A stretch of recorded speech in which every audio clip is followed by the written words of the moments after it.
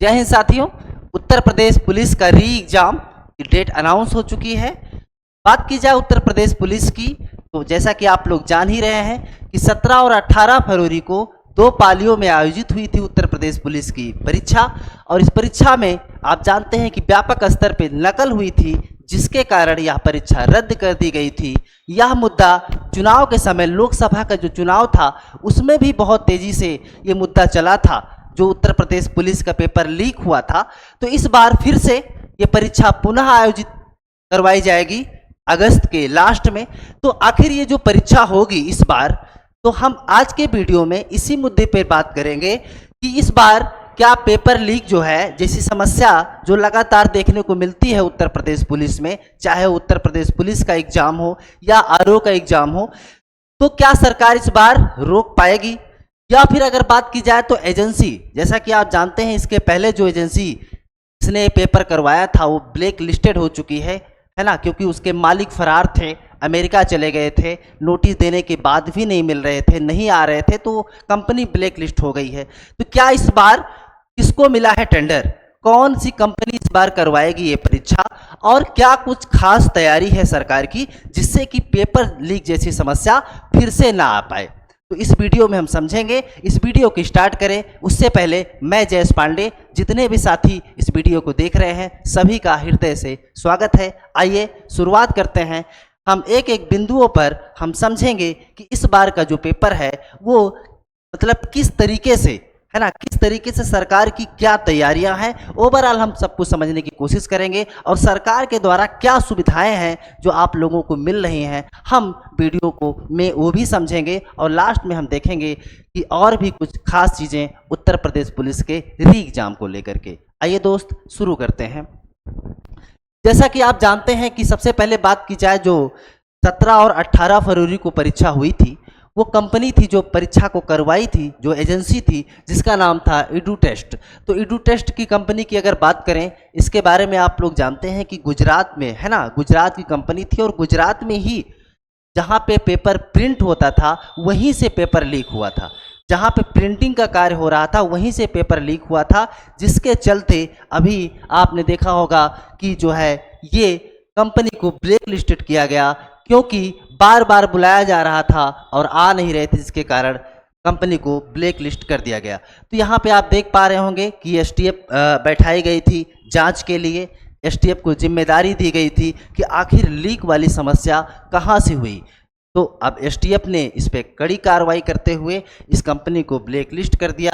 यहाँ पे आप देख पा रहे होंगे कि एडुटेस्ट कंपनी को दी गई थी। इसी कंपनी के ही सिपाही भर्ती परीक्षा को पेपर के पहुँचाने के लिए नोएडा के है ना, नोएडा की बात करें तो लॉजिस्टिक्स कंपनी को ठेका दिया गया था। एजुटेस्ट के लोगों ने ट्रांसपोर्ट कंपनी के वेयर हाउस का मुआयना किया और इसमें रखे बाक्स से ही राजीव नयन मिश्रा के कहने पे शुभम मंडल को बुलाया गया और भर्ती का पेपर निकलवाया गया था। ये सारी खबरें हैं।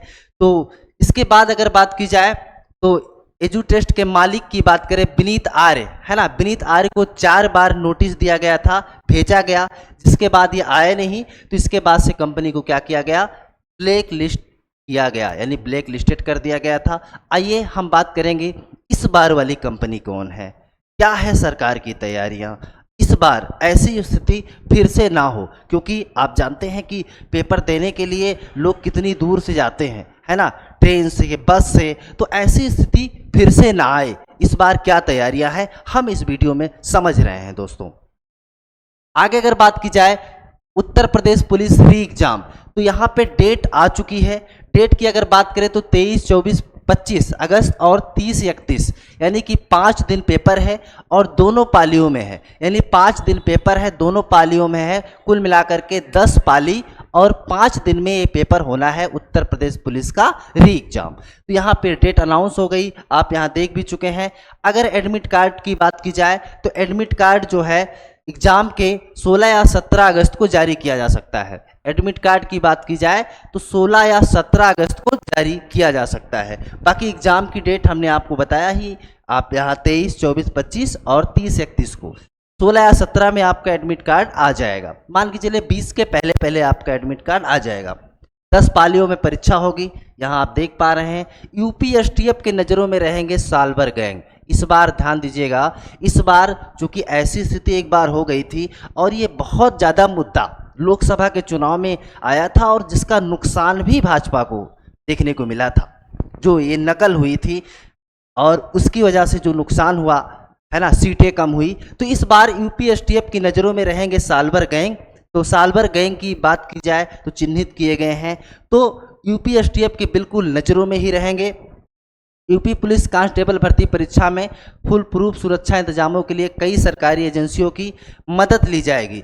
पेपर लीक एवं सालभर गैंग पर नज़र रखने के लिए जिम्मेदारी एसटीएफ को दी जाएगी। परीक्षा की तैयारियों को लेकर सभी जिला अधिकारियों और पुलिस कप्तान को जरूरी दिशा निर्देश दिए जा रहे हैं। तो ये हम आपको बता रहे हैं। आइए हम इसके आगे बताते हैं आपको क्या तैयारियां हैं। और आगे अगर बात करें, सरकार ने 6 महीने के भीतर दोबारा परीक्षा कराने की घोषणा की थी, क्योंकि उस समय ये मुद्दा बहुत ज़्यादा था। लोगों ने आंदोलन किया था, जाकर के धरने पे बैठे थे, तब ये परीक्षा दोबारा मतलब रद्द की गई थी। और मुख्यमंत्री श्री योगी आदित्यनाथ जी ने कहा था कि ये परीक्षा हम 6 महीने में फिर से करवाएंगे।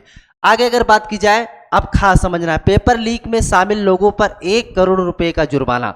अभी नया नियम आया है उत्तर प्रदेश के अंदर कि अगर पेपर लीक होता है कहीं पे, ऐसी खबरें आती हैं, ऐसे पता चलता है, तो 1 करोड़ रुपए तक जुर्माना है। 1 करोड़ रुपए तक जुर्माना है यहाँ पे। इसके अलावा आजीवन कारावास का भी प्रावधान है इस नए नियम में, या फिर दोनों हो सकता है, आजीवन कारावास और 1 करोड़ रुपए का जुर्माना इस नए कानून के अंदर है। जो नया प्रावधान आया है उसके अंदर है।